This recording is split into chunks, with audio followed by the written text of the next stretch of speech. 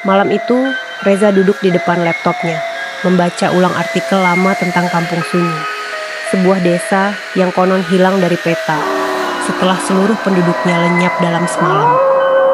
Cerita-cerita tentang desa itu selalu terdengar aneh dan tak masuk akal.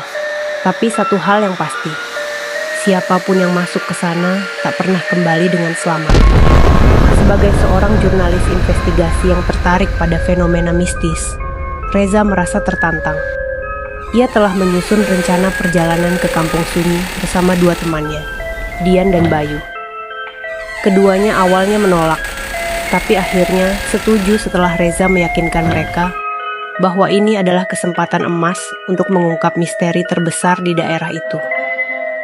Pagi harinya, mereka bertiga berangkat menggunakan mobil menuju lokasi yang diyakini sebagai pintu masuk ke kampung itu. Mereka harus meninggalkan mobil di tepi jalan, karena jalur menuju desa sudah tertutup oleh rimbunan pohon dan ilalang. Kenapa rasanya tempat ini seperti sengaja dihapus dari dunia? Gumam Dian, menggigit bibirnya dengan cemas. Bayu, yang membawa kamera, mengangguk.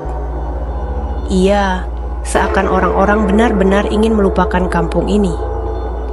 Mereka melangkah masuk ke dalam hutan dengan waspada.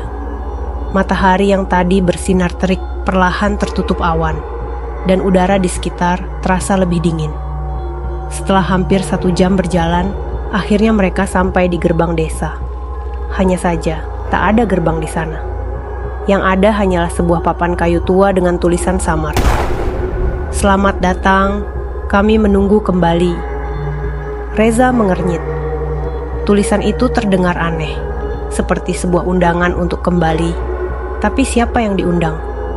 Mereka memasuki kampung itu dengan hati-hati. Rumah-rumah tua masih berdiri, meskipun sudah ditumbuhi lumut dan tanaman liar. Beberapa rumah bahkan masih memiliki perabotan di dalamnya, seolah pemiliknya hanya pergi sebentar dan tak pernah kembali. Aneh, ujar Bayu sambil merekam suasana sekitar. Kalau desa ini benar-benar ditinggalkan puluhan tahun lalu, kenapa barang-barangnya masih utuh? Harusnya sudah dijarah. Dian menelan ludah. Mungkin orang-orang takut ke sini. Angin berhembus kencang, membawa serta suara samar seperti bisikan. Mereka bertiga saling berpandangan. Reza mencoba mengabaikannya dan berjalan ke tengah kampung, di mana terdapat sumur tua yang disebut dalam legenda. Katanya, sumur itu adalah pusat dari semua kejadian aneh yang terjadi di Kampung Sunyi. Saat mereka mendekati sumur, sesuatu yang mengerikan terjadi. Bayu tiba-tiba terjatuh, seperti ada yang menarik kakinya. Ia berteriak, tetapi suaranya terdengar teredam, seakan udara di sekitar mereka menyerapnya. Dian buru-buru menarik Bayu ke atas. Wajah Bayu pucat. Ada yang menarikku ke dalam tanah. Aku yakin. Tapi saat mereka melihat ke bawah, tanah di sana kering, dan tak ada tanda-tanda apapun. Reza merasakan bulu kuduknya berdiri. Mereka baru saja tiba, dan sudah ada sesuatu yang memperingatkan mereka untuk pergi. Tapi sudah terlambat. Karena saat itu, mereka mendengar suara langkah kaki. Dari rumah-rumah kosong di sekitar mereka, Reza, Dian, dan Bayu berdiri membeku. Suara langkah kaki itu tak berasal dari mereka, melainkan dari rumah-rumah kosong di sekitar mereka. Bayu menelan ludah. Kita nggak sendiri di sini. Dian menarik lengan Reza, matanya ketakutan. Kita harus pergi sekarang. Tapi sebelum mereka bisa bergerak, suara langkah itu berhenti. Keheningan yang mencekam menyelimuti kampung. Lalu suara lain terdengar. Sebuah bisikan. Pelan, terputus-putus, seakan berasal dari udara di sekitar mereka. Jangan pergi. Dian menutup telinganya. Aku nggak mau dengar. Tapi Reza justru tertarik. Sebagai seorang jurnalis, ia tahu ada sesuatu yang harus diungkap di sini. Ia mengambil senter dan melangkah ke salah satu rumah, yang tadi terdengar ada suara langkah kaki. Pintu rumah itu terbuka lebar, berderit pelan saat angin menerpanya. Di dalamnya, ada ruang tamu berdebu dengan kursi-kursi tua yang masih tertata rapi. Tapi ada satu hal yang janggal, di meja kayu masih ada hidangan yang sudah membusuk. Seolah-olah pemilik rumah ini baru saja pergi dan tak pernah kembali. Bayu yang melihatnya bergidik.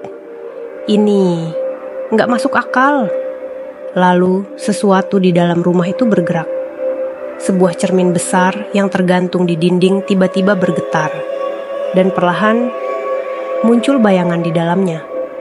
Bukan bayangan mereka, tapi sosok seseorang yang berdiri di balik mereka bertiga. Dian berteriak dan langsung berlari keluar. Bayu menyusulnya. Tapi Reza, meskipun ketakutan, tetap berdiri di tempatnya, menatap cermin itu dengan senter di tangan. Bayangan di cermin mulai terlihat lebih jelas.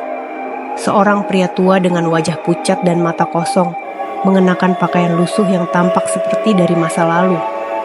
Mulut pria itu bergerak, seolah sedang mengucapkan sesuatu. Reza memperhatikan gerakan bibirnya. Jangan percaya, jangan percaya. Sebelum Reza bisa bereaksi, tiba-tiba cermin itu pecah dengan suara keras. Pecahannya berhamburan ke lantai. Reza tersentak dan langsung berlari keluar rumah, menyusul Dian dan Bayu yang sudah menunggu dengan wajah panik. "Apa yang kamu lihat?" tanya Dian dengan napas tersengal. Reza menatap rumah itu, lalu berbisik. "Seseorang ada di sana, dan dia mencoba memberi kita peringatan." Bayu menggeleng, matanya penuh ketakutan. "Kita harus pergi dari sini. Ini bukan tempat untuk kita." Tapi sebelum mereka bisa memutuskan, terdengar suara lain dari tengah kampung. Suara itu berasal dari sumur tua. Suara seorang anak kecil tertawa. Mereka bertiga berdiri terpaku, tertawa di tempat yang seharusnya tak berpenghuni. Reza merasa ada sesuatu yang aneh. Tadi, sosok di cermin mengatakan, "Jangan percaya." Jangan percaya pada apa? Tiba-tiba, suara tawa itu berhenti, digantikan oleh suara tangisan lirih. Dian menggigit bibirnya. "Reza, aku gak suka ini." Tapi Reza tahu mereka tidak bisa pergi begitu saja. Kampung sunyi menyimpan rahasia, dan mereka baru saja mengetuk pintunya. Namun mereka belum sadar bahwa pintu itu hanya bisa dibuka satu arah. Mereka yang masuk tak akan bisa keluar.